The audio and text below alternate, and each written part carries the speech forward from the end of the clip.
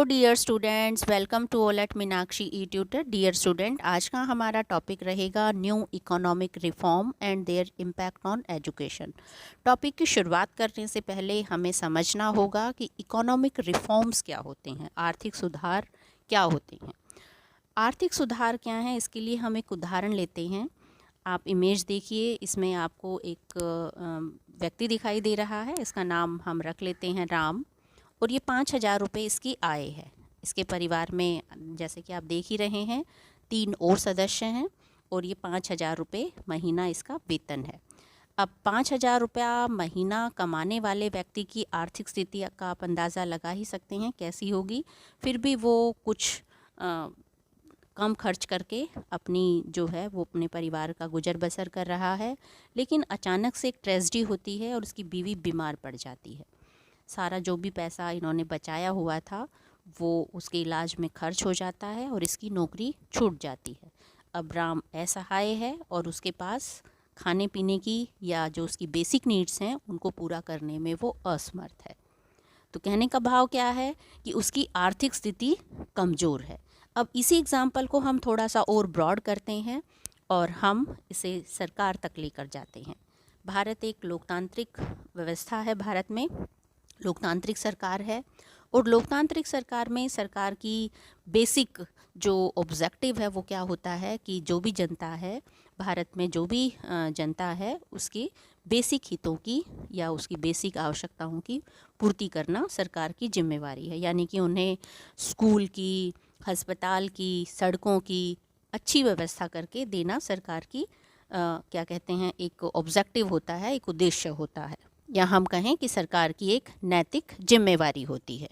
अब जाहिर सी बात है कि सरकार उस काम को कब कर सकती है, जब उसके पास पैसा होगा। जैसे हमने राम का एग्जाम्पल लिया, राम के पास पैसा है तो वो खर्च कर सकता था, अगर उसके पास पैसा नहीं है तो वो अब असहाय है। सेम सिचुएशन, सरकार के पास पैसा अगर है तो वो सभी फैसिलिटी दे सकती है, अगर सरकार के पास खुद ही पैसा नहीं है तो वो फैसिलिटी देने में असमर्थ हो जाती है। अब एक छोटा सा क्वेश्चन जो मुझे बचपन में बड़ा परेशान करता था, हम सोचते थे जब हमें टीचर बताते थे कि सरकार के पास आर्थिक मंदी आ चुकी है, भारत सरकार में पैसा नहीं है सरकार के पास, या भारत आर्थिक मंदी के दौर से गुजर रहा है। जब हम छोटे थे तो ऐसा सुनते थे हम, तो हमें लगता था कि सरकार आर्थिक मंदी से क्यों गुजरती है, सरकार के पास तो मशीनें होती हैं, वो पैसा छाप सकती है। लेकिन वास्तव में जैसे जैसे हमने इकोनॉमिक्स के स्ट्रक्चर को पढ़ा, अर्थव्यवस्था की संरचना को पढ़ा और समझा, तो हमने पाया कि अगर हम अंधाधुंध पैसे प्रिंट करना शुरू कर देते हैं तो मार्केट में उसकी वैल्यू कम हो जाती है। तो आज जब हम ग्लोबलाइजेशन के दौर में जी रहे हैं, वैश्वीकरण के दौर में जी रहे हैं, तो हमें इंटरनेशनल मार्केट का भी ध्यान रखना पड़ता है, और उसी से हमारी जो अर्थव्यवस्था है वो प्रभावित होती है। तो आर्थिक स्थिति का मतलब अब क्या हुआ, धन या पैसे का लेन देन।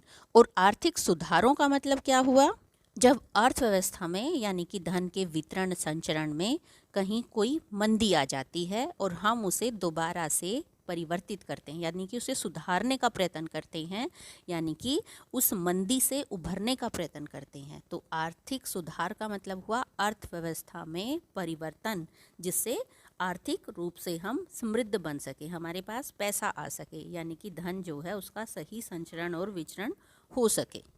अब हम चलते हैं अपने कंसेप्ट की तरफ। आर्थिक सुधार अगर हम समझ चुके हैं तो हम आगे का क्वेश्चन बहुत इजीली समझ सकते हैं।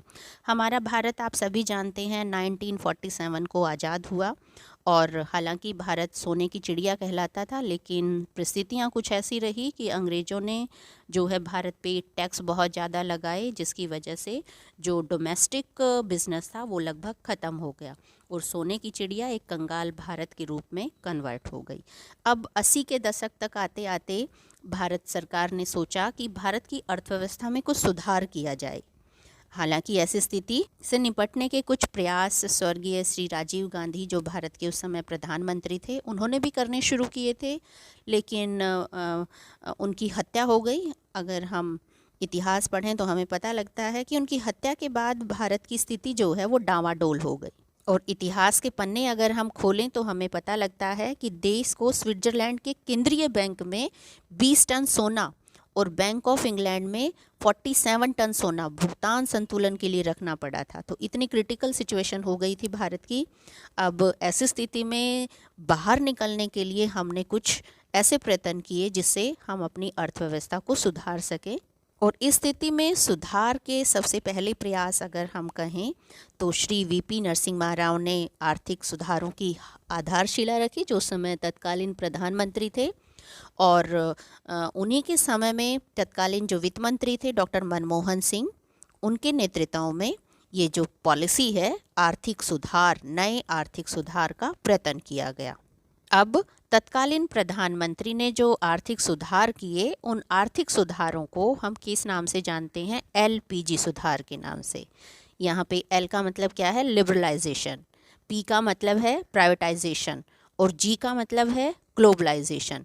अर्थात जो इसका बेसिकली ऑब्जेक्टिव था अर्थव्यवस्था में सुधार करना और इकोनॉमिकली स्ट्रॉन्ग बनाना। प्यारे बच्चों, जैसा कि हमने अभी अभी जाना कि उस समय देश की जो आर्थिक स्थिति थी वो बहुत पुअर हो चुकी थी, यानी कि भारत सरकार के पास कोई विदेशी मुद्रा नहीं बची थी। और अभी अभी हमने जाना कि उन्हें सोना गिरवी रखना पड़ा था।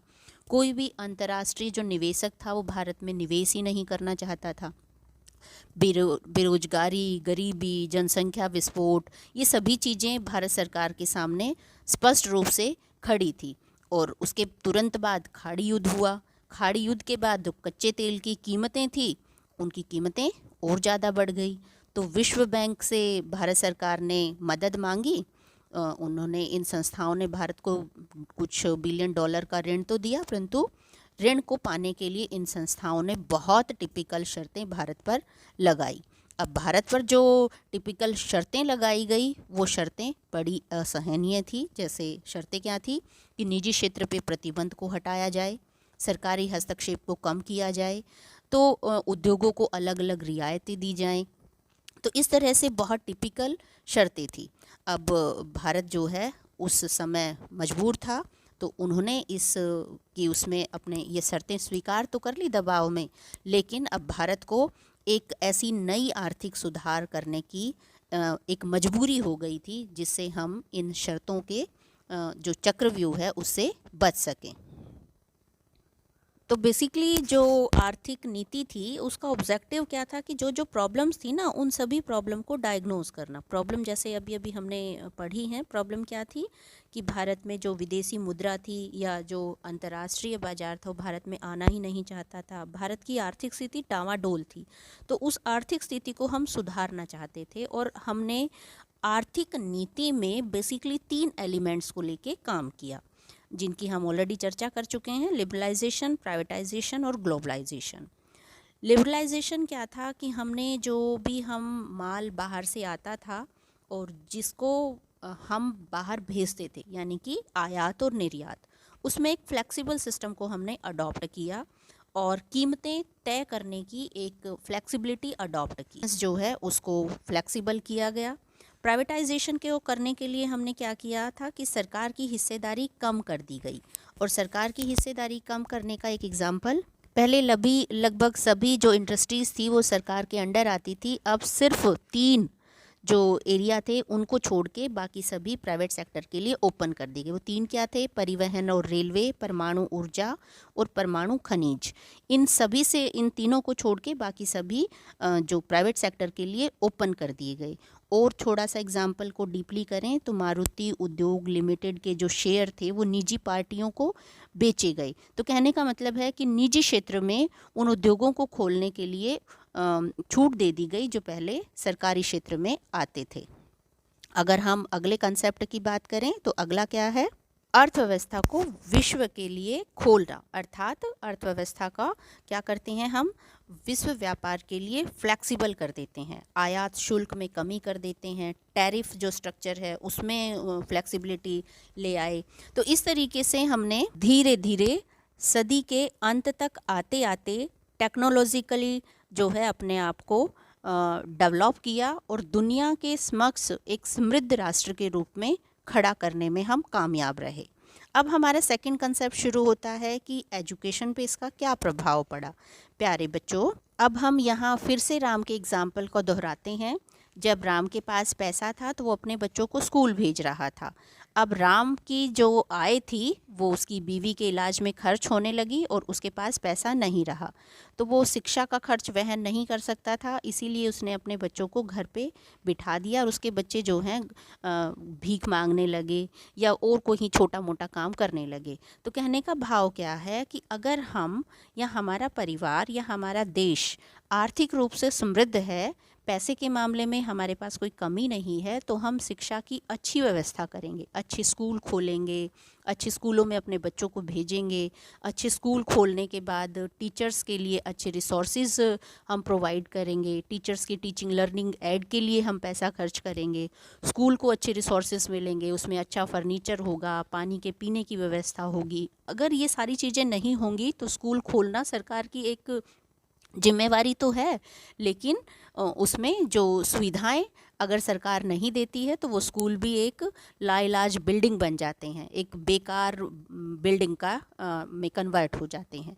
तो शिक्षा तब संभव है जब हम तकनीकी रूप से या आर्थिक रूप से संपन्न है। तो शिक्षा पर क्या प्रभाव पड़ेगा?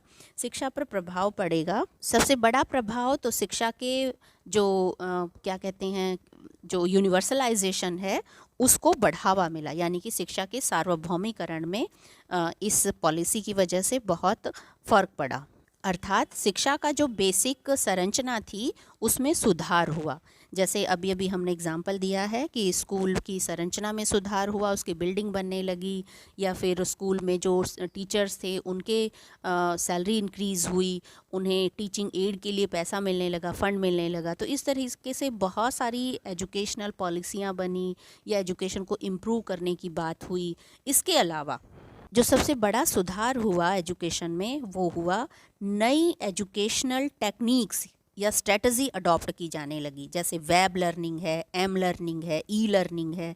इस तरीके से शिक्षा जो है एक टेक्निकल हब बन गई, या शिक्षा एक नवीन विषय, उनके विषयों में इतना चेंजेस आया कि शिक्षा में अब वो हर विषय जो उसकी पहुंच से दूर थे, जैसे एक छोटे से एग्जाम्पल के तौर पे कहें, आज शिक्षा में इतने कोर्सेज अवेलेबल है जिसमें आप पीजी कर सकते हैं, डिप्लोमा कर सकते हैं, सर्टिफिकेट कोर्स कर सकते हैं। इतने मैनेजमेंट तरीके हैं जिससे आप अपने जो इंटरनल एबिलिटी है उसको ग्रो अप कर सकते हैं। तो ये सब किसकी वजह से संपन्न हुआ? ये संपन्न हुआ आर्थिक रूप से समृद्धि के कारण। लेकिन प्यारे बच्चों, कहा जाता है कि हर सिक्के के दो पहलू होते हैं। जब शिक्षा में कुछ ना कुछ चीज़ें बदली, यानी कि शिक्षा भी जब निजी क्षेत्र की ओर जाने लगी तो शिक्षा का व्यवसायीकरण होने लगा और शिक्षा जो है वो सरकार से दूर होती चली गई, उसकी पहुंच से दूर चली गई। और आज अगर हम ऑब्ज़र्व करें तो एजुकेशन एक प्रोफेशन बन गई, व्यवसाय बन गई। और अगर हम एक नॉर्मल व्यक्ति की बात करें तो वो शिक्षा प्राप्त करना उसके लिए मुश्किल होता जा रहा है। यहाँ एक फ़नी स्लाइड जो आपके साथ शेयर की जा रही है, इससे आप समझ सकते हैं कि शिक्षा के व्यवसायीकरण से शिक्षा का जो गुणवत्ता का स्तर है वो कितना गिरता जा रहा है। शिक्षा में पैसे इतने वसूल किए जाते हैं, शुल्क इतना लिया जाता है, जैसे पुस्तकें हैं, ड्रेसेस हैं, उनके नाम पे जो पेरेंट्स हैं उनको लूट लिया जाता है बिल्कुल ही। फैसिलिटी, कल्चरल इवेंट्स के नाम पे अंधी लूट मची हुई है। तो यहाँ अमीर और गरीब के बीच की जो खाई है, जो शिक्षा की वजह से दूर होनी थी, वो शिक्षा की वजह से ही और गहरी होती जा रही है। शिक्षा में गुणवत्ता की कमी होती जा रही है, सर्टिफिकेट पब्लिकली बेचे जा रहे हैं। अगर हम एक कॉन्क्लूज़न निकालें तो जो आरटीआई एक्ट है उसके लागू होने के बावजूद जो प्राइवेट स्कूल्स हैं उसमें गरीब जो बच्चा है उनको एडमिशन भी नहीं मिल पाता। तो कहीं ना कहीं समाज एक बार फिर से उच्च वर्ग और निम्न वर्ग, अमीर और गरीब में विभाजित होता जा रहा है, जो देश हित के लिए ठीक तो नहीं है, लेकिन हमें इसको इवेलुएट करना होगा और समझना होगा। तो शिक्षा पर इसके सकारात्मक असर भी पड़े हैं और नकारात्मक अर्थ भी। प्यारे बच्चों, हमने आसान शब्दों में अपने कंसेप्ट को समझाने की कोशिश की है। मुझे उम्मीद भी है कि आप समझ चुके होंगे। फिर भी अगर आपकी कोई क्वेरी है तो आप कमेंट सेक्शन में राइट डाउन कर सकते हैं। Thank you.